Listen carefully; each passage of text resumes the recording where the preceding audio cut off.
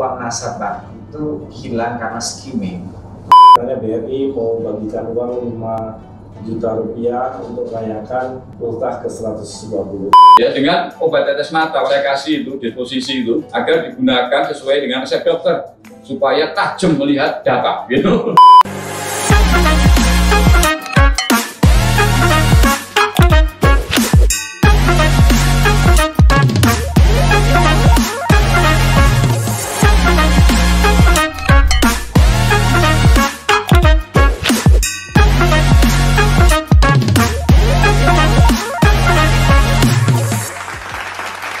Selamat datang di Muda Podcast, podcastnya BUMN Muda. Halo Sobat BUMN Muda, apa kabar? Kembali lagi bersama kami di sini. Saya Soleh Ayubi, ditemani oleh partner saya, Mas Kiki Iswara. Beberapa menit ke depan kita akan ngobrol bareng, mengulik cerita-cerita menarik di balik kesuksesan para top leader BUMN. Langsung aja Mas Kiki, sosok yang dinanti-nanti sudah bersama kita saat ini. Yuk kita sambut Direktur Bisnis Mikro PT BRI Persero Tbk, Mas Subari. Selamat datang, Mas. Halo Mas Ayubi, apa kabar? Baik. Mas Subari, ini kita mau izin panggilnya Mas. Seneng saya Bang Kiki Karena di Muda Podcast ini rules-nya itu anti dipanggil Pak. Gimana kabarnya Mas? Alhamdulillah. Segar Fit hari ini saya. Segar dan fit. Ya. Biasa. Baik. Dan kesempatan berharga banget buat kita Mas Kiki bisa ngobrol dengan Mas Subari ini ya. Karena beliau memang tumbuh dan besar di BRI, sudah melanglang buana di BRI dan membesarkan BRI seperti yang kita lihat pada hari ini. Benar banget Mas Ayubi. Nah hari ini kita akan kulik pengalaman Mas Subari yang tentunya punya banyak banget pengalaman di berbagai bidang dan bisa menjadi inspirasi buat sobat-sobat BUMN Muda. Benar banget Mas Kiki. Jadi Mas Subari, Mas Kiki, kita juga bangga ya BUMN Muda Podcast ini bisa dinikmati oleh sobat BUMN Muda di seluruh Indonesia berkat dukungan langsung dari PT BRI Persero Tbk. Siapa tak kenal dia, simpen serba bisa, tabungan untuk semua karena kehebatannya. Simpedes, tabungan serba bisa, tabungan pilihan semua generasi. BRI Simpedes emang stabil. Yo icing. Oke, sebelum kita masuk ke topik BRI, kita pengen kenalan nih lebih lanjut dengan salah satu pengelolanya BRI.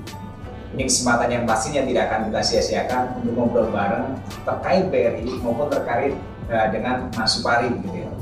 Jadi Mas Subari ini kan punya basic sebagai insinyur pertanian.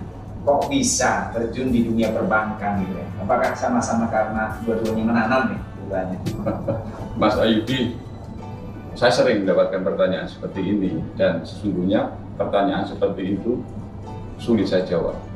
Saya balik bertanya sama Mas Ayubi, ini saya jawab serius nggak? Oh, serius? Biar jadi inspirasi ya. nih. Kalau serius maka jawabannya adalah ini semua kecelakaan.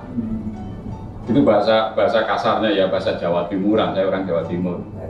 Tetapi bahasa halusnya adalah kebetulan. Kenapa kebetulan? Sampai dengan saya menyelesaikan sekolah S1 nggak ada pikiran saya pengen jadi pegawai bank. Karena sejak kecil saya anak pertama gitu ya, yang lahir di kota kecil di desa yang mungkin pada saat itu 55 tahun yang lalu ya, itu miskin, penuh kemiskinan gitu. Maka di sebuah desa namanya Dempel gitu ya, Kabupaten Ngawi gitu ya, di pinggir Bengawan Madiun. Dia tiap tahun masih kebanjiran itu. Asik sih waktu itu. Nah, tidak ada kepikiran itu. Saya anak pertama, maka keinginan orang tua adalah cepat bekerja supaya bisa menghidupi adik-adiknya. Maka keinginan orang tua saya jadilah guru. Maka setelah SMA saya digadang-gadang oleh orang tua saya masuk SPG, Sekolah Pendidikan Guru, untuk jadi guru SD waktu itu. Tapi mungkin takdir ya, akhirnya saya bisa keluar dari keinginan orang tua hanya gara-gara saya SMA-nya tanpa tes. Masuklah SMA. Itu pun setelah saya SMA lulus, suruh masuk IKIP, biar jadi guru lagi. Ya, saya memenuhi keinginan orang tua, maka saya ikut, mungkin dulu namanya apa ya, SBM apa ya, itu masuk perguruan tinggi zaman saya, Simpen Maru. Simpen Maru, pilihan saya itu IKIP Surabaya, pilihan kedua adalah teknologi pertanian Brawijaya. Mungkin takdir lagi, Tuhan menjadikan saya masuk ke teknologi pertanian Brawijaya. Setelah lulus nggak ada pikiran juga. Pikiran saya kerja di kebun, dan saya sempat kerja di kebun. Jadi kalau Mas Ayubi ke Tenggarong gitu ya, ke Desa Jahap, di situ ada kebun karet. Land clearingnya saya itu tahun 88. Sampai tahun 90 saya pulang iseng-iseng gitu ya. Diterima BRI tahun 90. Itulah kira-kira. Jadi kok rasanya sampai dengan hari ini saya merasa semua yang saya dapatkan itu serba kebetulan. Mungkin banyak orang ya yang sesungguhnya nggak ada kebetulan itu, tetapi saya justru menikmati kebetulan itu. Kebetulan itu sesungguhnya apa yang kita terima itu melampaui ekspektasi kita. Mustahil kita tidak melakukan apa-apa kalau kita mendapatkan hal-hal yang serba kebetulan itu.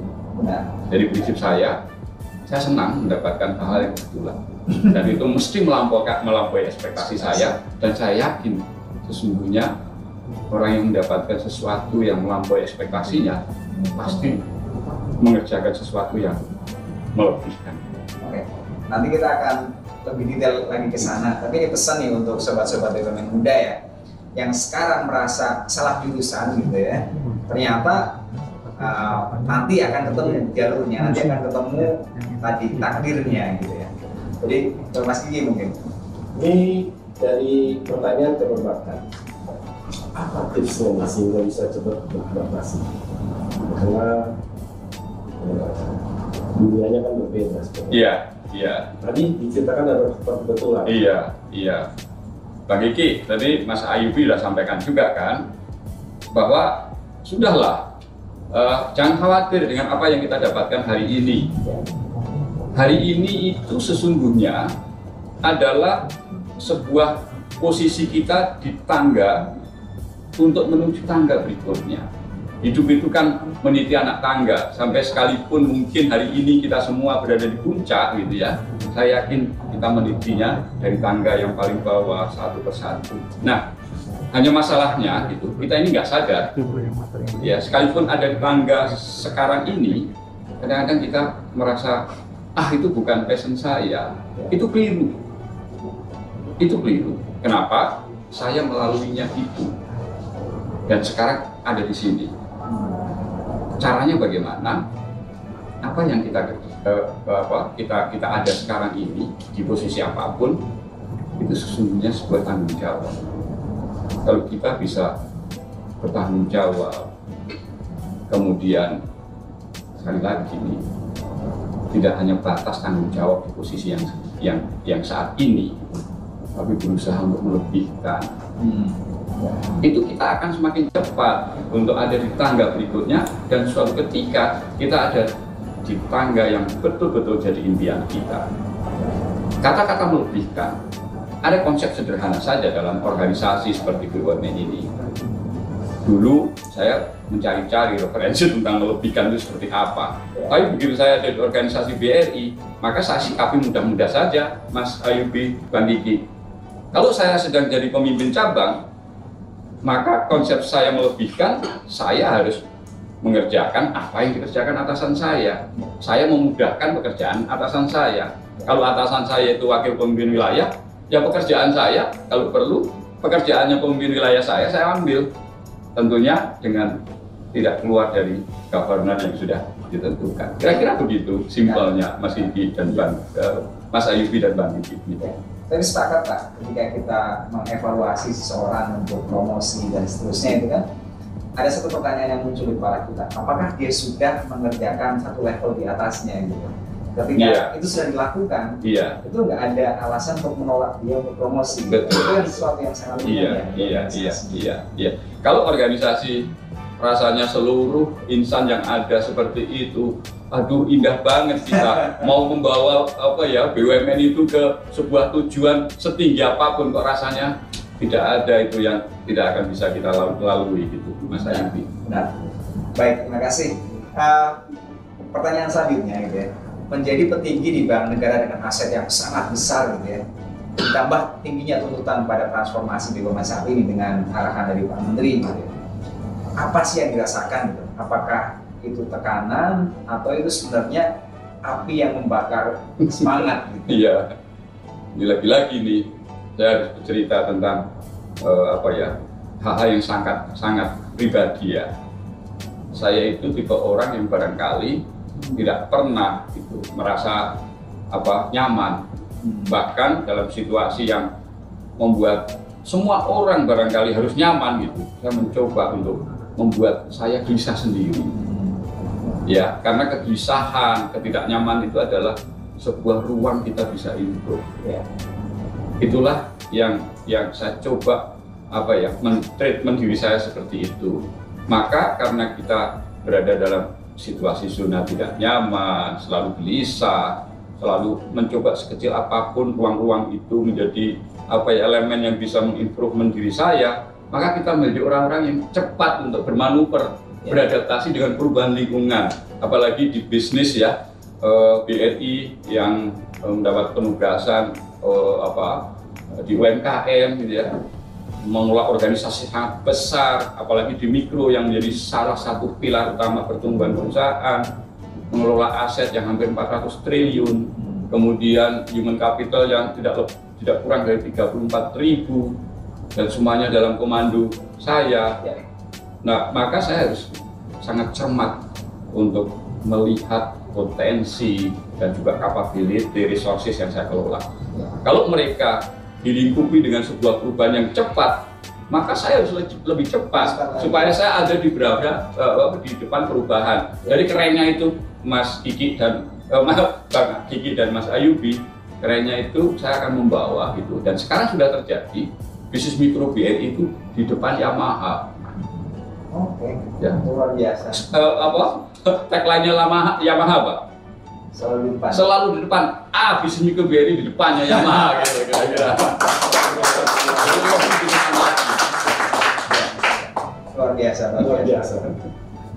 Sebagai pimpinan di salah satu perusahaan terbesar di Indonesia, tentu kan Mas Sobari ini kadang-kala ada mengalami rasa penat. Bagaimana menghilangkan rasa penat? Apa hobi? Iya, itu kan manusiawi ya, Bang Kiki ya. Penat itu ada. Nah, penat itu kalau saya lebih disebabkan karena melihat sebuah gap antara idealisme saya sebagai seorang profesional gitu ya, dengan keadaan lingkungan gitu, yang menurut saya masih jauh di bawah standar idealisme saya gitu ya. Dalam konteks saya bertanggung jawab untuk mengembangkan perusahaan ini. Nah, gap-gap itulah yang membuat saya merasa penat gitu. Nah, kepenatan itu lucu kalau saya. Ya, kepenatan itu kegelisahan saya. Dan biasanya kebiasaan saya itu saya sikapi dengan membaca saya. Saya suka membaca. Karena dengan membaca bisa menginspirasi saya. Dan kalau sudah menemukan sebuah solusi atas sesuatu yang membuat penat, itu rasanya fun banget gitu. Ya, menyenangkan gitu loh. Kalau saya bisa ekspresikan gitu, Mas Ayubi, Bang Kiki gitu. Pernah kan melihat pemain tenis profesional itu ya yang mengembalikan bola sulit dan bisa mengembalikan itu kesenangan dan rasa fun-nya itu kayak begitu. Yes gitu rasanya itu. Itu Bang Kiki. Setelah membaca dapat solusi, kebahagiaan. Betul. Yang rasa betul. Luar biasa. Tapi saya ingin kembali ke topik tadi mengenai kegelisahan, mengenai concern terhadap situasi yang sekarang gitu ya. Apapun itu, walaupun sudah dalam posisi yang sangat bagus, tapi keresahan itu masih ada gitu. Iya.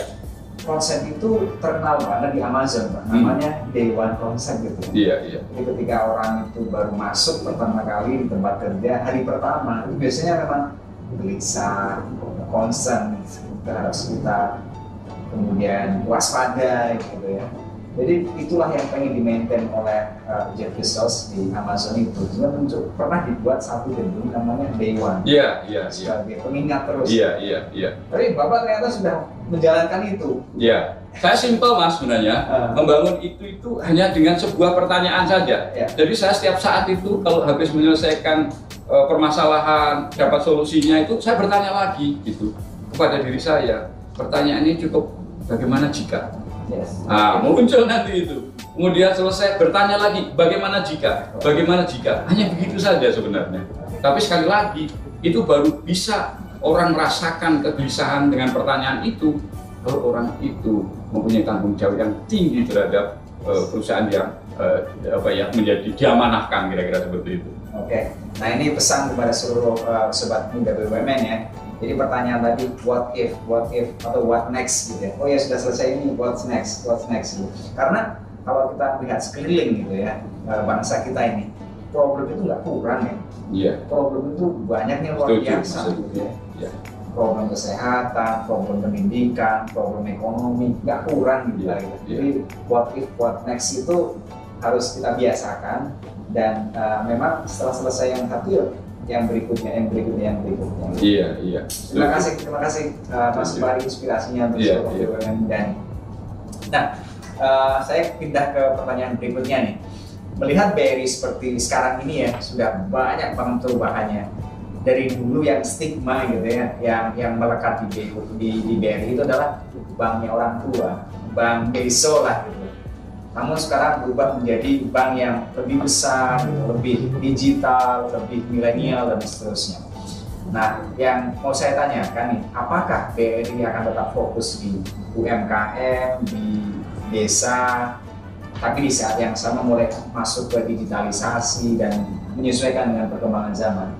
Itu bisa diceritakan? Ya, Mas Ayubi, saya mesti berangkat dari transformasi khususnya di Kementerian BUMN ya.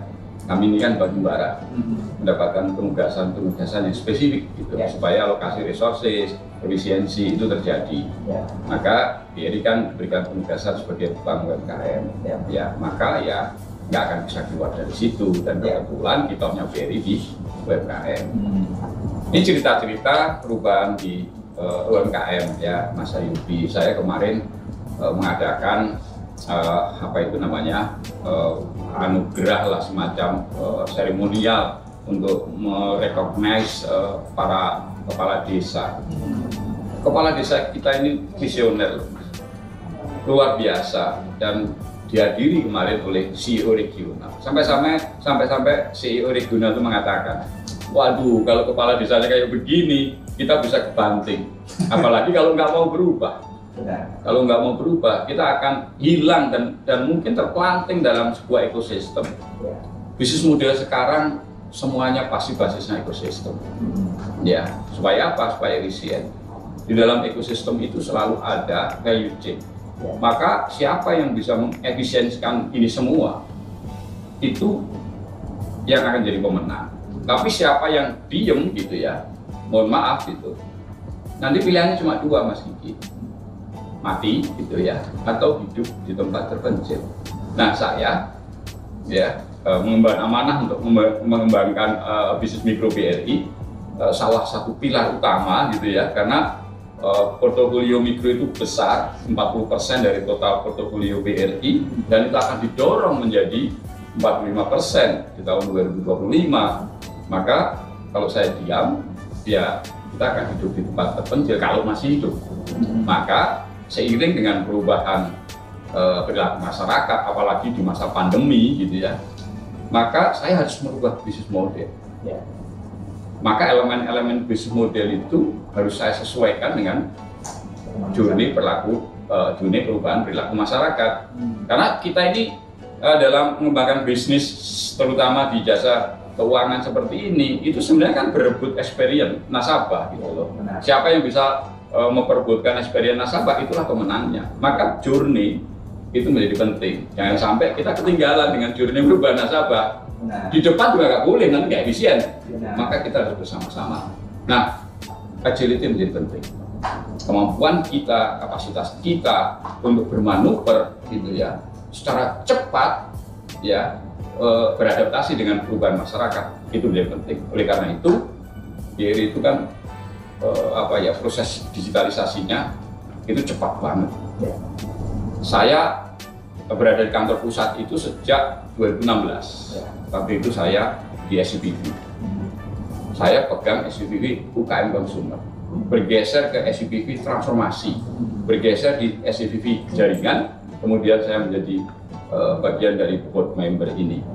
Nah, perjalanan itu saya lalui semua. Apa yang terjadi hari ini gitu ya, kita masih bisa mempertahankan market share. Biasanya gitu ya, perusahaan yang memimpin pasar gitu, itu kalau strateginya keliru, itu bisa daya saingnya menurun. Pada akhirnya mati atau hidup di tempat-tempat. Sekarang BRI masih memimpin pasar. Jadi strateginya menurut saya fit, dan strategi itu kita siapkan untuk pertumbuhan jangka pendek dan juga untuk pertumbuhan jangka panjang. Maka basisnya kita membangun strategi adalah satu, mesti berdasarkan survei, riset, termasuk juga referensi-referensi yang relevan. Yang kedua adalah jangan lupa ini penting nih, apa? Data analitik. Capability data analitik itu menjadi sangat penting. Kemudian yang ketiga adalah pengalaman empiris. Kalau saya tidak punya pengalaman empiris, saya bertanya Mas, termasuk melakukan benchmark. Itulah dalam rangka membangun pengalaman empiris. 3 hal ini diramu, kemudian digunakan untuk mengadres perubahan bisnis model. Tentunya semakin digital gitu ya, untuk mendapatkan efisiensi, dan seiring sekali lagi dengan perubahan perilaku masyarakat. Nah, saya punya follow up question nih Pak, terkait dengan tadi business agility gitu ya. Iya. Business agility itu agak gampang nih kalau perusahaannya kecil gitu. Iya. BRI kan gede luar biasa. Betul, Mas Ayubi. Betul. Itu gimana caranya? Gini Mas Ayubi, saya mendapatkan konsep ya tentang bagaimana agility itu terjadi di perusahaan besar. Maka mungkin saya hanya satu hal saja, cross capability menjadi penting. Saya ulang, cross capability menjadi penting. Saya di bisnis mikro, Pak Indra Utoyo di IT. Ya, supaya agility terjadi, maka saya harus tahu, walaupun tidak 100%, saya harus memahami setidaknya mungkin 20% dari fungsi-fungsi Pak Indra Utoyo. Supaya pada saat saya minta support Pak Indra Utoyo, saya paham resources-nya. Maka dalam menyusun timeline, ya, dalam menyusun mungkin capaian-capaian dalam implementasi sebuah strategi, itu match gitu. Tidak ada hambatan-hambatan apapun, dan sesuai dengan yang kita inginkan. Tetap agile, cepat bermanuver. Ini contoh Mas, pada saat pandemi di bulan Maret dimulai, kita buta. Apa yang akan terjadi dengan pandemi? Kita harus beradaptasi seperti apa? Kita meraba semua. Tetapi kita bisa keluar, ya, dengan sangat cepat. 3 bulan kita bisa langsung menyesuaikan dengan kondisi perubahan karena pandemi. Jadi luar biasa nih kalau kita lihat perkembangan 10 tahun terakhir. Hampir 8 lembaga riset memberikan penilaian bahwa BRI ini mendidik masyarakat mempercepat beralih ke digital finansial. Jadi masyarakat bawah itu dengan adanya BRI ini ikut belajar mengetahui keuangan secara digital. Ini sampai tingkat petani, tingkat orang-orang di desa yang terpencil. Jadi sumbangannya sebenarnya ini ya luar biasa ini. Nah, memaintain ini supaya tetap bisa ikut serta membantu memperbaiki, mungkin perlu mengencourage masyarakat di bidang digitalisasi keuangan ini. Ada pola tersendiri kan? Ya, Bang Kiki,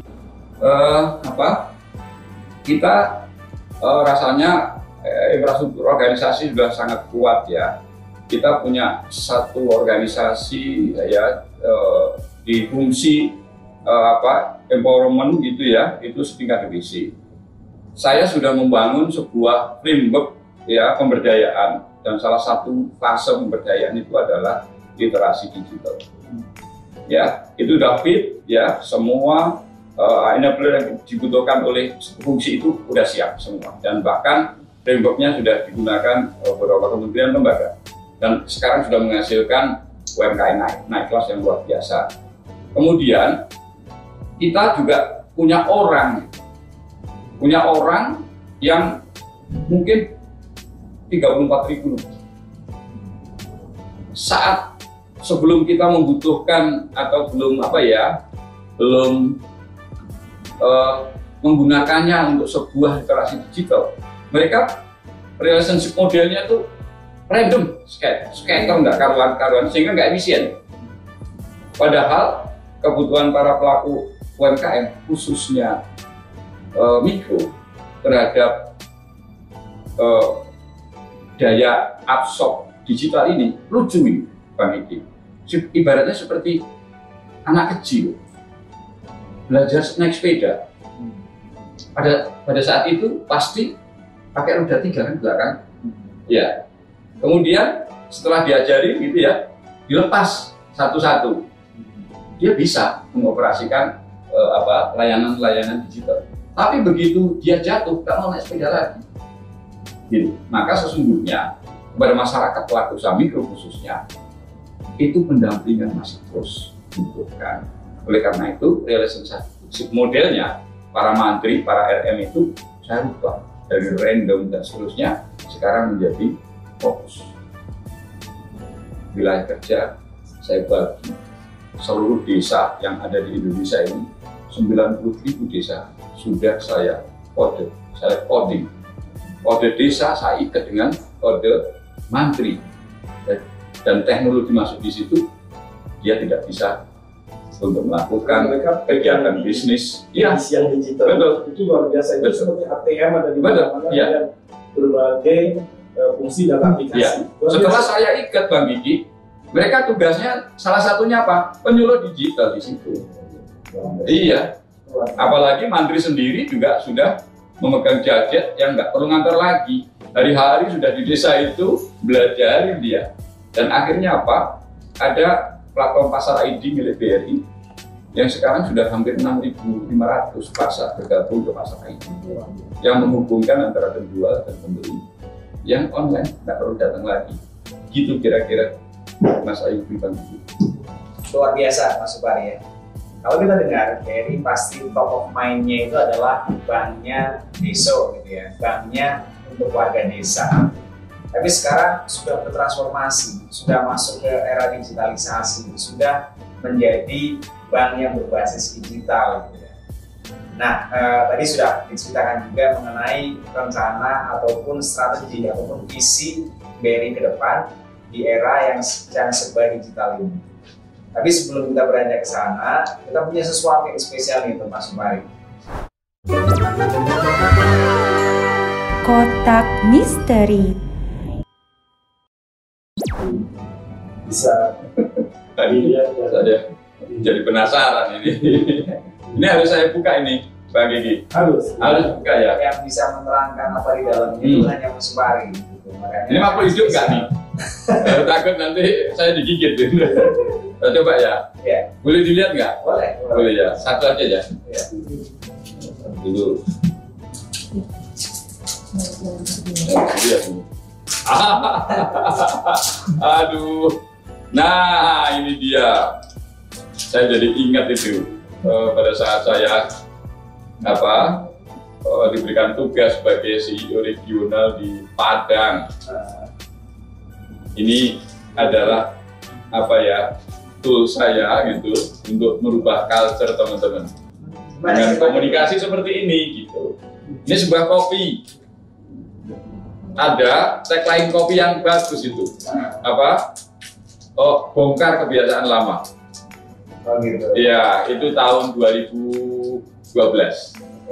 Ya, saya melihat teman-teman di Padang itu belum bisa melihat apa yang akan terjadi masa depan. Jadi dia mempertahankan cara-cara lama.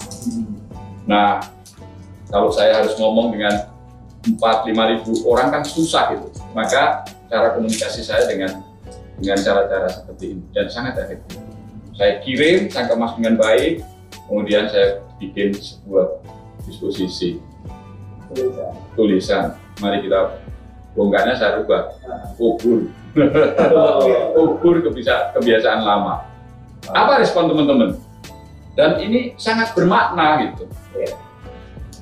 Kenapa saya bisa menyimpulkan sangat bermakna bagi mereka? Di figura, Mas. Oh gitu. Bukan di figura kemudian ditempel di tempat orang absen, pekerja absen. Jadi tiap hari dilihat gugur kebiasaan lama, gugur kebiasaan lama. Dan dalam waktu singkat gitu ya, mereka memahami kebutuhan untuk berubah, bertransformasi. Apa yang terjadi? Dan serentak, ya visi kita sama. Dari yang paling bawah, seorang mantri, sampai dengan CEO regionalnya, visinya sama. Maka agility terjadi di situ, menyikapi sebuah perubahan. Maka waktu itu ingat betul saya peringkat Kanwil Padang itu nomor satu. Nah itulah kira-kira ini. Ini boleh saya bawa ya? Saya sudah lupa dengan ini karena tahun 2012. Ada lagi masih? Waduh. Ini lucu lagi nih. Ini sebenarnya sama ya ceritanya. Ini adalah konsep saya berkomunikasi. Dan saya merasakan konsep komunikasi seperti ini sangat efisien. Saya melihat gitu ya, waktu saya menggunakan cara komunikasi ini batas mata ya. Nah itu saya di CEO regional Makassar. Ya sekali lagi kita sudah merasakan betul bahwa digitalisasi sudah masuk. Itu tahun 2015. Dan di belakang digitalisasi selalu data penting. Oleh karena itu saya merubah data mindset teman-teman. Ya dengan obat tetes mata waktu itu saya kasih itu disposisi itu agar digunakan sesuai dengan resep dokter supaya tajam melihat data gitu. Jadi saya membangun data mindset di tahun 2015 dan alhamdulillah sekarang data mindset itu betul-betul diperlukan untuk sebuah perubahan menuju digitalisasi. Inspirasinya dari mana itu, Pak? Saya ada buku ya yang saya baca. Saya itu ada 2 buku yang saya penasaran karena nggak banyak buku. Satu tentang negosiasi, yang satunya lagi tentang komunikasi. Saya masih ingat betul, saya punya buku segini ya. Itu sudah terjemahan bahasa Indonesia. Ya, dikarang oleh Robert Kenneth atau siapa ya lupa saya. Tapi buku itu sekarang sudah susah dicari. Nah, disitulah saya belajar tentang komunikasi. Dan pada saat saya belajar itu ada penyesalan Mas Ayubi. Kenapa saya sebelum menikah nggak baca itu?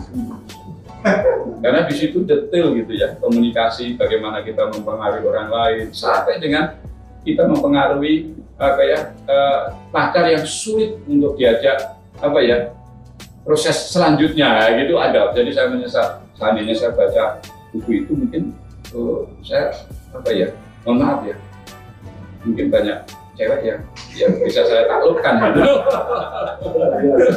Itu cerita-cerita lucu ini. Terima kasih. Lewat simbol-simbol begini itu Efektif.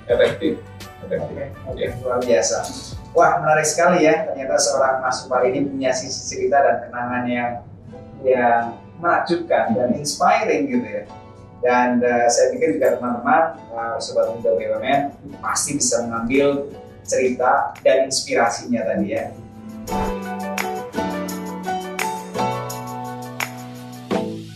Welcome back to Muda Podcast, podcastnya BUMN Muda. Sebelum lanjut, kita mau menginformasikan kalau Muda Podcast ini didukung langsung oleh PT BRI Persero Tbk.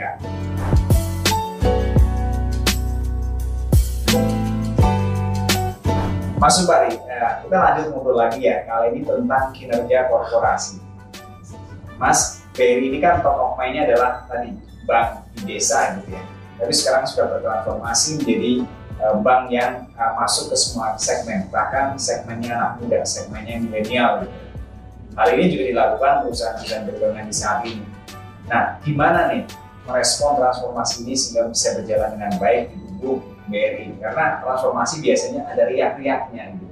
Gimana? Iya, Mas Ayubi, tidak hanya riak barangkali ya, kegaduhan itu sudah pasti. Jadi transformasi itu kalau saya pernah dengarkan dari berbagai sumber itu ya memang probabilitas suksesnya itu kecil. Mesti harus hati-hati. terutama kegaduhan di internal. Karena pada dasarnya kita ini kan nyaman dengan cara-cara lama, gitu ya, dan komunitas atau entitas yang mempertahankan cara-cara lama itu sangat banyak. Ada dua cara supaya transformasi berjalan. Yang pertama adalah dibangun kesadaran dari seluruh insan, kalau BRI insan brilian, seluruh pekerja. Atau yang kedua dipaksa. Gitu. Nah biasanya yang kedua itu cepat dan kegaduhan mesti ada. Dan itu sebenarnya sesaat saja. Ibaratnya seperti kita dulu sunat itu, sakit di awal, habis itu selesai dan enak ya misalnya. Gitu. Kira-kira seperti itu. Nah, oleh karena itu BRI mencoba gitu mengkolaborasikan dua ini. Ya, dari sisi lain kita bangun culture seluruh pekerja untuk menyadarkan tentang kebutuhan transformasi. Tapi kita ingin cepat karena perubahan perilaku masyarakat itu yang kadang-kadang kita predik 2 tahun akan terjadi perubahan itu semakin cepat. Nanti faktanya itu setahun sudah berubah. Maka kita harus cepat. Nah kecepatan itulah kita coba gitu ya untuk memaksa. Tapi memaksanya bukan kayak digebukin gitu, bukan. Ya, sistem yang memaksa, teknologi masuk. Maka yang terjadi adalah kita mesti punya quick win supaya membangun kesadaran bahwa transformasi butuh dan ini loh hasilnya. Itu dengan quick win. Nah di BRI sendiri quick win-nya itu adalah memperbaiki business process reengineering gitu, yang menyentuh pekerjaan hampir sebagian besar pekerja. Harapannya pekerja menikmati dari kemudahan dari transformasi business process. Kalau di BRI konkretnya itu Blispot. Begitu mereka menikmati kemudahan dari sebuah transformasi business process gitu, maka yang terjadi seperti sekarang ini, seluruh insan brilian itu menunggu perubahan. Apalagi, karena faktanya setiap perubahan memudahkan dia bekerja, memberikan kemudahan seluruh pekerja untuk mencapai target-target KPI-nya. Kira-kira seperti itu, Mas. Jadi memang menurut saya ini pekerjaan tidak mudah. Ini harus solid ini, terutama di tim bot itu harus solid dan berkomunikasi sama. Kemudian BRI ini unik nih, karena di setiap level itu dibutuh kapabilitasnya kan berbeda, kompetensinya berbeda, tugas dan fungsinya berbeda. Maka kita harus mampu mengkomunikasikan ini semua dengan bahasa yang berbeda-beda. Maka pada saat saya berkomunikasi dengan level eselon 1 itu berbeda. Pada saat saya harus berkomunikasi dengan mantri di bawah yang jauh sana. Ya, jadi begitu kita bisa memahamkan bahwa perubahan ini akan memudahkan pekerja, kemudian kita mampu mengkomunikasikan gitu dengan bahasa mereka. Itulah yang terjadi di BRI. Dengan kondisi saat ini, di situasi sulit pun masih tumbuh solid. Luar biasa, jadi mengkomunikasikan sesuatu dari level yang paling bawah sampai level eselon 1 bisa serentak dan bisa diterima dengan baik oleh semua lapisan. Ini merupakan kerja keras dan kerja besar, dan kami sangat mengapresiasi itu. Terima kasih, Kang Didi. Di tengah masa pandemi ini, BRI juga tumbuh luar biasa, tumbuh besar, bahkan paling positif di antara semua BUMN yang ada. Dan kita lihat sampai akhir Juni 2001, penyaluran kredit sudah mencapai 929,4 triliun, dan ini tentu luar biasa. Dan bagaimana, dan porsinya tentu juga besar untuk UMKM, dan ini sangat membantu masyarakat berkesan paling bawah, sehingga ekonomi rakyat itu bergerak dan bisa menopang ekonomi secara keseluruhan. Ini kira-kira memang fokus ke sini ini disiapkannya beberapa lama nih kan, begitu pandemi langsung dilakukan antisipasinya luar biasa. Iya, Bang Kiki. BRI itu punya rencana jangka panjang gitu ya, business plan ya, yang dikemas dalam transformasi jilid 1 itu dimulai dari tahun 2018 sampai dengan 2022. Nah, dalam perjalanan 2020 itu ada pandemi gitu ya. Apa yang dilakukan? Strategi-strategi yang disusun di transformasi jilid 1 itu review. Di review itu banyak strategi-strategi yang di take on. Sudah nggak relevan lagi dengan kondisi pandemi karena masyarakat sudah berubah. Kemudian yang kedua adalah ada strategi-strategi yang dipercepat dan juga muncul strategi-strategi baru. Tahun 2020 bulan Maret pandemi itu sudah mulai impact-nya luar biasa cepat pada pelaku UMKM, mobilitas masyarakat itu sudah rendah banget, gitu, arus barang dan jasa, produksi juga sangat terganggu. UMKM langsung terdampak paling signifikan dan paling cepat gitu. Maka saya di Direktorat Bisnis Mikro mereview seluruh strategi. Apa yang saya lakukan? Pertama adalah merubah dari pembiayaan di depan menjadi pemberdayaan di depan. Memberikan solusi bagaimana para UMKM itu bisa keluar dari situasi yang sulit ini. Antara lain adalah bisa jadi banyak nasabah BRI ya, yang menemukan efisiensi baru, menemukan produk yang atraktif di pasar di situasi pandemi, sampai dengan mereka bisa menemukan bisnis proses baru yang dulu hanya jualan di lapak-lapaknya sampai bisa jualan online, dan banyak hal yang kita kerjakan di tataran pemberdayaan. Kemudian pendampingan jalan, dan pada akhirnya seiring dengan pandemi semakin bisa dikendalikan, mereka recovery dan kita bisa recovery lebih cepat, maka tumbuh positif. Itu yang pertama. Yang kedua adalah kami mencoba mempercepat. Ada inisiatif strategi pada saat itu, saya ingat betul, saya sudah memulai dan menginginkan mantri yang multi segmen itu, RM yang multi segmen itu menjadi single segmen tahun 2021. Tapi di tengah perjalanan terganggu, maka saya percepat untuk Bang Didi.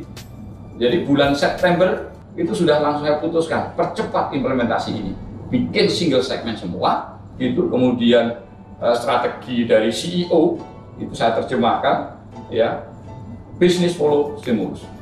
Maka kita mesti harus mengambil peran besar ya terhadap penyaluran atau terimplementasinya program-program pemulihan ekonomi. Saya single segmentkan, resourcesnya menjadi teralokasi luar biasa, yang biasanya saya mengalokasikan kurang lebih mungkin 30%, sekarang 100% saya alokasikan dalam kerangka pemulihan ekonomi nasional. Bisnis follow stimulus dipercepat. Itu strateginya, implementasinya kan menjadi resources. Ya, resources itu yang seharusnya implementasi di tahun 2021 awal, saya percepat, Bang Kiki. Betul, ini soal alokasi resources. Apa yang terjadi? Kita tumbuh positif. Ya, jadi re-strategizing itu sangat penting, sekalipun mungkin situasinya normal. Tapi ingat, senormal apapun situasi, masyarakat itu berubah terus. Jadi tiap tahun kita mesti mereview strategi. Semua SDM yang ada di BRI ini siap belajar cepat, kerja cepat. Betul, yang tadi saya sampaikan di awal. Jadi seluruh insan brilian BRI itu mindsetnya terhadap agility itu sudah sangat luar biasa. Baik, nah sejauh ini gitu ya, kebijakan Menteri Erick Thohir terhadap BRI seperti apa ini Pak? Dan apa kebijakan Pak Menteri yang membuat BRI bisa agile sangat cepat gitu? Arahan khusus Pak seperti apa?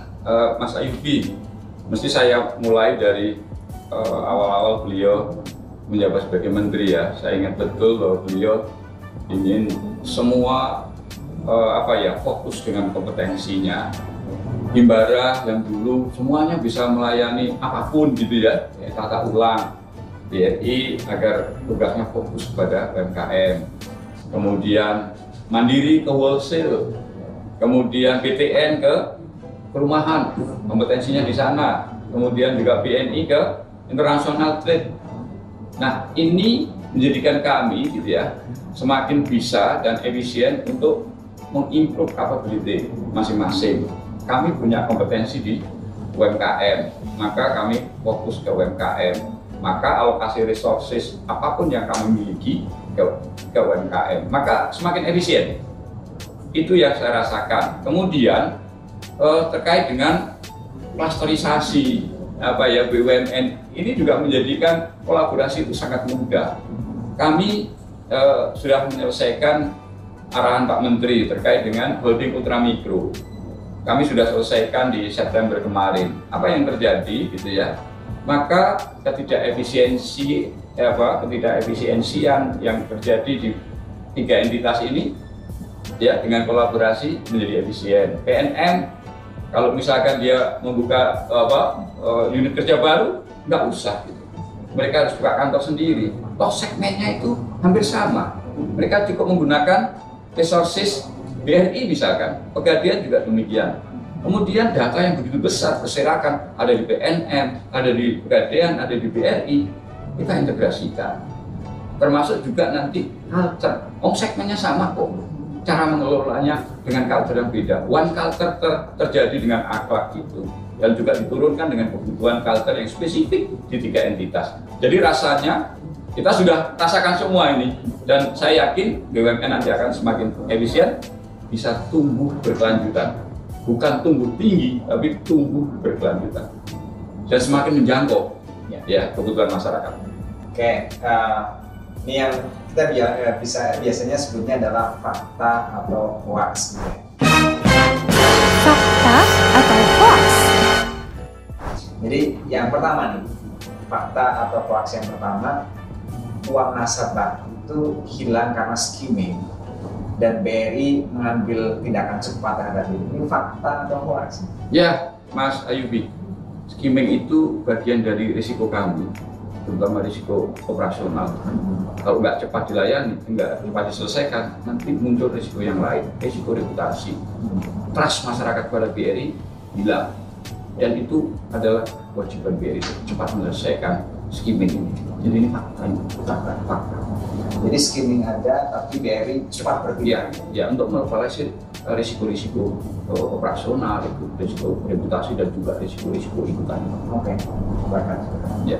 Yang kedua ini ada kabar atau isu lewat pesan berantai, katanya BRI mau bagikan uang 5 juta rupiah untuk rayakan ultah ke 120. Ini fakta atau hoax? Oh iya betul, kita mau ulang tahun Bang Kiki. Nanti besok kita ulang tahun gitu.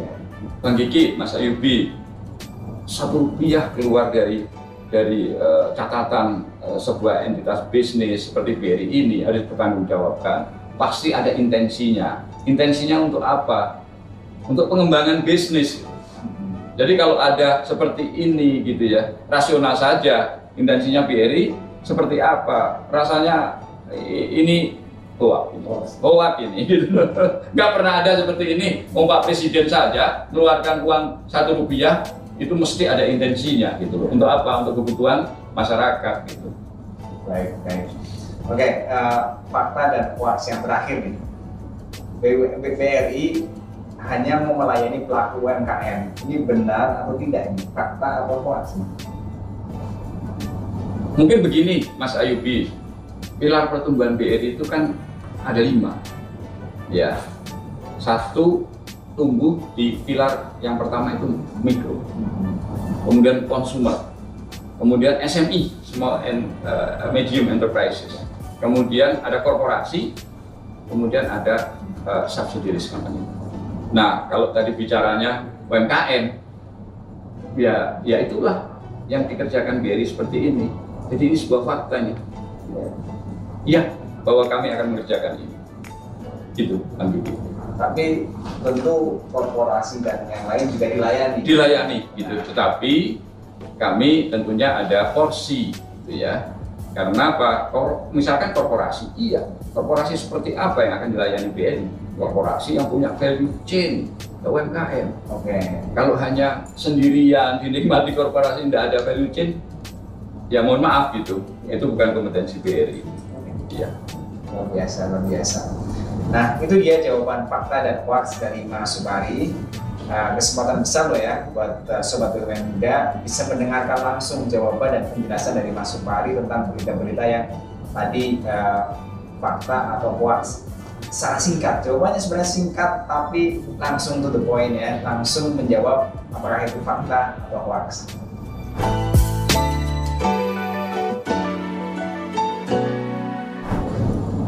Kita masuk ke segmen terakhir nih Mas Supari. Kita lebih pengen tahu tentang program-program yang sedang naik daun di BRI. Nah, BRI ini kan diproyeksikan menjadi tumpuan penguatan ekonomi nasional, apalagi sudah terbentuk holding ultramikro yang menjadikan BRI sebagai lokomotifnya. Dari holding ultramikro ini pasti diharapkan bisa menciptakan lapangan kerja seluas-luasnya dan tentu dengan berbagai persiapan maupun penyesuaiannya nih. Apa nih yang BRI yang sedang siapkan untuk menjadi holding company tersebut? Ya, Mas Ayubi, masalah utama UMKM ya, terutama di segmen mikro dan ultra mikro itu adalah akses ke lembaga keuangan formal. Kalau kita melihat data gitu ya, ada sekitar setidaknya 30 juta data masyarakat pelaku usaha ultra mikro itu yang sampai sekarang belum bisa mengakses atau bisa mengakses tapi bukan ke lembaga keuangan yang formal. Jadi isunya adalah inefisiensi mereka. Nah, ini nggak bisa dibiarkan seperti ini, ya. Kalau ekosistem ultramikro itu tidak dikonsolidasikan, tidak diintegrasikan, maka ya mereka akan begini saja. Oleh karena itu, BRI punya resources yang menurut saya ya cukup untuk digunakan membuka akses kepada mereka. Tetapi kan BRI ini juga butuh efisien. Melayani yang kecil-kecil itu kan risiko operasionalnya itu tinggi banget gitu. Karena membutuhkan orang banyak, jaringan banyak, sistem yang beraneka ragam kan gitu. Kemudian juga mesti gitu ya harus semakin efisien. Dan caranya mengefisiensi layanan kepada mereka itu dengan digitalisasi. Kita punya itu semua. Tetapi kami nggak bisa menjangkau sesungguhnya. Ada entitas gitu ya, terutama teman-teman di PNM dan Pegadaian yang memang punya kompetensi di sana. Ya, Pegadaian punya kompetensi di pembiayaan yang berbasis gade. Kami nggak punya kompetensi itu. Kemudian PNM ya punya kompetensi layanan yang berbasis group lending. Mereka belum bankable dan bahkan belum visible, kami nggak bisa menjangkau mereka. Tapi layanan mereka kalau nggak efisien gitu, maka semakin lama juga menjadi tidak efisien dari perspektif para pelaku usaha ultramikro. Maka kita mencoba gitu ya, bagaimana Pegadaian dan PNM itu efisien di dalam memberikan layanan kepada masyarakat ultramikro. BRI punya access resources ini ceritanya. Kalau ini menjadikan resources yang bisa di-sharing gitu ya, maka kan entitas PNM dan Pegadaian mendapatkan efisiensinya, BRI juga mendapatkan efisiensi karena resources yang idle itu menjadi lebih sempit lagi, lebih kecil lagi. Nah, kita coba itu. Nah, maka setelah holding ini gitu ya, kita siapkan strategi yang quick win untuk menunjukkan kepada masyarakat ultramikro bahwa akses mereka semakin mudah. Ada 3 Mas Ayubi yang jadi quick win. Satu adalah colocation. Maka ada konsep senyum sentra layanan ultramikro yang dalam unit kerja BRI, level BRI unit itu ada 3 layanan menjadi satu. PNM ada di situ, Pegadaian ada di situ. Maka kalau ada nasabah Pegadaian yang mencari kantor-kantor Pegadaian membutuhkan waktu yang lama, di sebelahnya ada, di BRI unit ada. Jadi ada kolaborasi dari sisi menggunakan resources kantor konvensional. Berikutnya terkait dengan keberadaan RM. BRI punya 28.000 mantri. Pegadaian punya mungkin kurang lebih 5.000-an RM Pegadaian. Kemudian PNM punya 42.000. Kalau ini disinergikan, kemudian bisa saling menjual produk-produk, kita cross selling gitu, apa yang terjadi gitu, maka kualitas inklusi itu menjadi sangat bagus, lebih dalam, lebih berkualitas. RM Pegadaian bisa berjualan produknya BRI untuk ultramikro. RM-nya BRI yang 8.000 bisa jualan produknya Pegadaian. RM-nya Mekar juga bisa berjualan produk-produk Pegadaian atau BRI. Itu satu. Berikutnya adalah integrasi data. Integrasi data itu sangat bagus, Mas Ayubi. Dari 3 entitas kita sudah dapat 22 juta data ultramikro. Dengan kapasitas data analitiknya BRI, kita bisa mengidentifikasi mereka. Untuk apa? Untuk mempercepat naik kelas. Ya, jadi yang dulu barangkali di Pegadaian itu ya sudah 2 kali, 3 kali ya mereka meminjam, dilakukan pemberdayaan oleh Pegadaian yang seharusnya naik kelas pada saat belum terintegrasi, ya dipertahankan oleh RM-nya Pegadaian gitu ya. Apa yang terjadi? Ya terhambat naik kelasnya. Nah, dengan holding ya terintegrasi, mereka akan mempercepat UMKM naik kelas. Ya. Nah, berikutnya Mas Ayubi, ada saya bilang tadi 30 juta ya yang belum terakses. 18 juta itu memang belum sama sekali terakses. Dengan resources yang bisa di-sharing seperti ini, bisa menjangkau 18 juta. Ditarik saja masuk ke lembaga keuangan formal, entah itu Pegadaian, PM atau BRI, maka mereka akan efisien. Yang dulunya dia kapasitasnya misalkan X gitu, menjadi X plus 2 plus 3 dan seterusnya. Apa yang terjadi? Dari dia bekerja sendiri, kapasitasnya naik, dia bisa mempekerjakan orang lain. Hitung-hitungan saya, mereka bisa menambah 0,7 tenaga kerja. Kalau 18 ditambah 5 yang direntenir, kemudian 5 yang suka pinjem ke kerabatnya, kemudian bisa mengakses lembaga keuangan formal, 0,7 kali 30 juta. Setidaknya sebenarnya punya potensi 20 juta ya, bisa membuka lapangan kerja baru. Job creation. Iya, betul. Luar biasa. Itu kira-kira. Ya. Jadi kelihatan tadi bahwa BRI sudah terus bekerja meningkat, berupaya dan bekerja menaikkan kelas UMKM, juga membantu mengobati UMKM yang sakit. Ini pola kerja pendampingan terhadap 1.800 klaster ini dilakukan seperti apa? Sementara BRI menyalurkan kurs sudah lebih dari 84 triliun. Jadi memang ini kerja besar, kerja keras, sehingga bukan hanya BRI saja yang tumbuh besar, tapi UMKM ini selamat dari terjangan badai pandemi. Ya, Bang Iki, ujung tombak pemberdayaan itu Mantri yang 28.000 tadi. Nanti akan kolaborasi tuh dengan AO atau relationship dari Pegadaian dan juga PNM. Sangat besar ujung tombak pemberdayaan BRI. Nah, mereka sedang kita geser, shifting dari hanya jualan menjadi advisor nanti. Oleh karena itu hari ini 28.000 mantri itu sudah terrevitalisasi dan berada di desa-desa. Pak Menteri Erick Thohir setiap berkesempatan berkunjung ke lapangan selalu mampir di klaster-klaster usaha yang diberdayakan oleh mantri. Banyak. Kita sudah punya 11.000, sekarang yang sudah fit gitu ya, untuk dibukakan akses pasar lebih luas itu mungkin 2.000 sekian. Nanti kita akan coba formatkan bagaimana mengkonsolidasi ini. Nah, di level kantor pusat Pak, itu ada yang tadi saya sampaikan, fungsi pemberdayaan,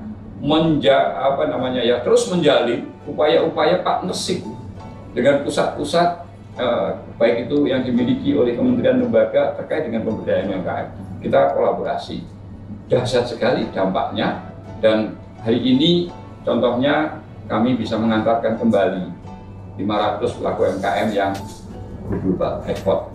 Sekarang kita bisnis matchingkan dengan buyer-buyer di luar negeri sebanyak 500. Tadi malam ya saya bertemu dengan kepala desa gitu ya, yang hebat-hebat gitu ya, yang visinya luar biasa, yang kita sedang memberdayakan desa dengan konsep 3 pilar. Pilar yang terakhir ini adalah pilar UMKM desa. Ya, kita digitalisasikan mereka, setidaknya dalam ekosistem desa itu sudah terjadi perilaku transaksi digital. Itu. Kemudian juga klaster yang sudah diberdayakan yang 2000 sekian itu sekarang kami konsolidasikan untuk membuka akses pasar. Insya Allah hari Jumat nanti sudah terkonsolidasi melalui perusahaan yang terafiliasi dengan BRI bangun startup. Jadi nanti akan ada semacam press market gitu ya, yang isinya itu produk-produk yang dihasilkan oleh UMKM cluster BRI.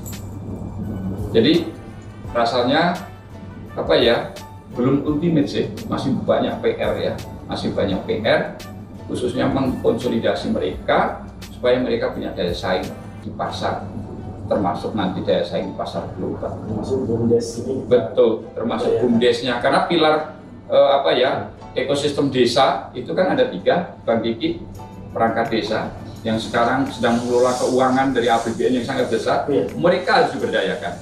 Kemudian yang kedua adalah badan usaha milik desa, entah itu BUMDes, entah itu koperasi, mereka harus diberdayakan menjadi sentra dari ekosistem UMKM di desa itu, perekonomian di desa itu. Terus terakhir adalah UMKM desanya. Jadi sumber pertumbuhan baru di desa benar-benar didukung lewat digitalisasi. Iya, karena kalau kita tidak ada di depan pemberdayaannya, Bang Kiki, sumber pertumbuhan baru itu mungkin akan sulit kita dapatkan. Yang sudah existing akan terlambat naik kelas, gitu. Kemudian yang ada belum terjangkau juga tidak bisa mengakses kita. Itu Bang Kiki. Baik, BRI juga menyediakan platform digital agar UMKM dapat tetap menjalankan usahanya di kondisi pandemi ini gitu ya. Dan salah satunya adalah pasar.id gitu ya, yang telah mencapai memiliki member 6.274 pasar dengan lebih dari 104.000 pedagang terdaftar. Sebenarnya end goal-nya apa sih yang ingin diraih dari platform ini? Karena kita juga tahu sudah banyak platform e-commerce gitu. Jadi apa sih key differentiation, pembeda utama dari pasar.id ini? Ya, Mas Ayubi, betul ya, ini berangkat dari kesulitan mereka ya selama pandemi itu. Jualannya aja nggak bisa gitu, tetapi mereka kan mesti harus kita bukakan jalan untuk bisa berjualan, kemudian bisa memenuhi kewajibannya. Oleh karena itu kita mencoba meng-create sebuah platform, ini semacam marketplace sesungguhnya, tapi kearifan lokal, white label kita berikan kepada mereka, kita ajarin gitu ya. Untuk apa? Untuk bagaimana ekosistem pasar. Satu adalah pedagang bisa berjualan di masa pandemi gitu ya, dengan tetap disiplin protokol kesehatan. Yang kedua adalah pembeli bisa memenuhi kebutuhannya dengan harga yang sesuai dengan kemampuan dia pada saat sebelum pandemi. Ya, itu kita ajarin supaya bisa membeli dengan cara-cara online. Yang ketiga adalah pengelola pasar. Bagaimana mereka bisa mengelola para pedagang, disiplin memenuhi aturan-aturan, termasuk juga disiplin membayar retribusi dan seterusnya gitu ya. Karena di pasar itu kan menggunakan infrastruktur yang berbiaya juga. Mereka kita berdayakan dengan platform pasar ID ini. Nah, pendek kata sesungguhnya kita ingin membangun sebuah ekosistem payment sebenarnya. Ya, kalau kita kan banyak ya marketplace yang masuk ke ekosistem payment besar-besar, kita menjaga kearifan lokal. Itu yang membedakan. Ya, operatornya pengurus dan pengelola pasar sendiri. Ya, dan mereka akan membuat sebuah kesepakatan antar pedagang. Bahkan Mas Ayubi, mereka sudah punya gitu ya ojek sendiri, sepeda. Jadi membuka lapangan kerja juga Mas Ayubi dengan platform pasar ID. Gitu Mas Ayubi. Biasa. Kita kembali ke perjalanan karir maksud ini kan dari bawah sampai sekarang ini menjadi director, kan banyak tantangan di sana. Kira-kira apa yang terberat tantangan, dan kemudian apa kedepannya akan dicapai diharapkan yang bisa menjadi contoh inspirasi buat teman-teman BUMN muda. Ya, makasih Bang Kiki. Kalau tantangan saya itu sulit ya, walaupun sudah 32 tahun hampir ya di BRI, saya nggak pernah ada kesulitan. Saya rasanya mengelola permasalahan sesulit apapun selalu saja ada solusi, karena saya mencoba menerapkan konsep kepemimpinan yang tiga fase. Biasanya saya di fase-fase pertama ya, kurang lebih membutuhkan waktu 3 bulan, itu direction saya. Untuk apa? Untuk menyamakan visi. Setelah itu saya mencoba delegated, mendelegasikan trust pada tim. Setelah kita dapatkan itu, biasanya saya sudah mulai model partisipatif. Dan yang ketiga saya nggak pernah dapatkan, Bang Kiki. Karena begitu merasakan mendapatkan model pemimpinan partisipatif, saya kan nyaman, Bang. Enak gitu, dipindah saya, Bang Kiki. Itu loh. Nah, tapi saya punya situasi yang sulit. Saya selalu saja dihadapkan oleh sebuah tugas gitu ya, untuk mengelola krisis. Mungkin Bang Kiki ingat ya, ada krisis skimming ramai BRI. Itu saya harus mengkoordinasikan penyelesaian masalah-masalah skimming yang sangat masif itu. Kemudian ada krisis WannaCry, ingat mungkin Bang Kiki ya, saya dengan Pak Indra harus menyelesaikan itu. Kemudian ada krisis infrastruktur yang tidak bekerja, waktu itu genset mati, ingat pasti Bang Kiki, saya ada di depan. Dan terakhir di masa pandemi itu, krisis pandemi ini, dan sekarang sudah 1 tahun 9 bulan rasanya, saya adalah pemimpin segmen yang menjadi tumpuan perusahaan ini. Maka saya curahkan semuanya, seluruh potensi pribadi saya sampai dengan hari ini selama pandemi 1 tahun terakhir. Ke depan harapannya apa? Saya ingin, satu, saya sudah meletakkan sebuah bisnis model yang kira-kira itu fit untuk 7 tahun ke depan. Tentunya tiap-tiap tahun harus direview. Maka saya akan konkretkan ini semua.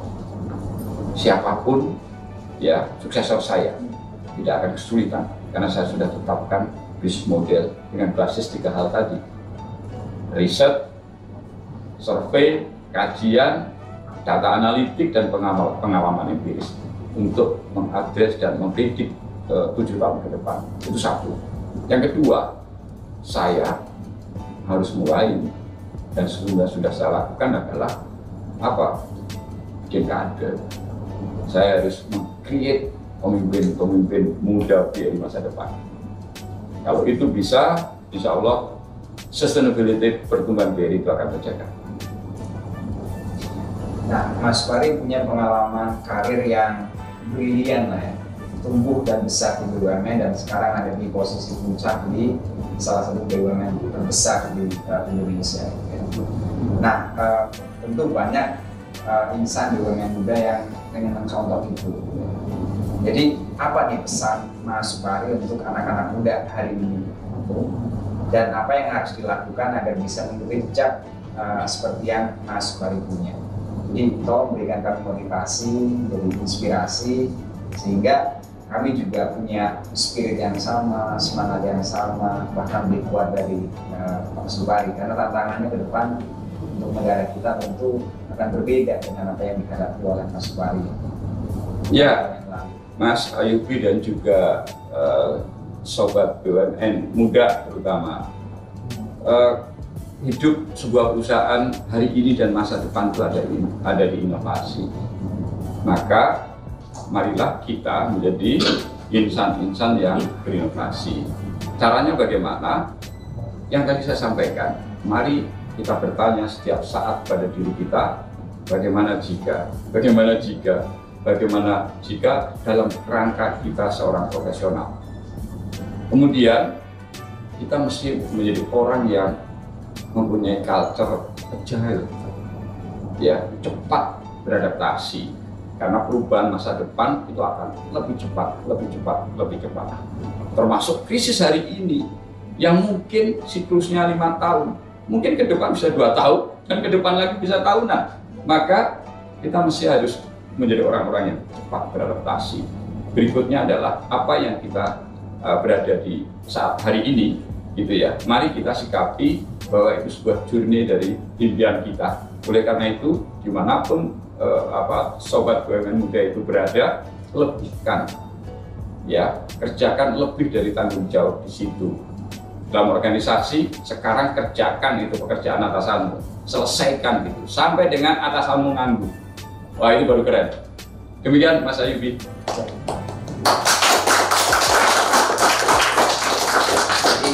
Luar biasa ya seluruh sobat BUMN muda, inspirasi, kemudian cerita-cerita dari Mas Supari dan tips-tipsnya gitu ya, tips and triknya untuk bisa seperti Mas Supari.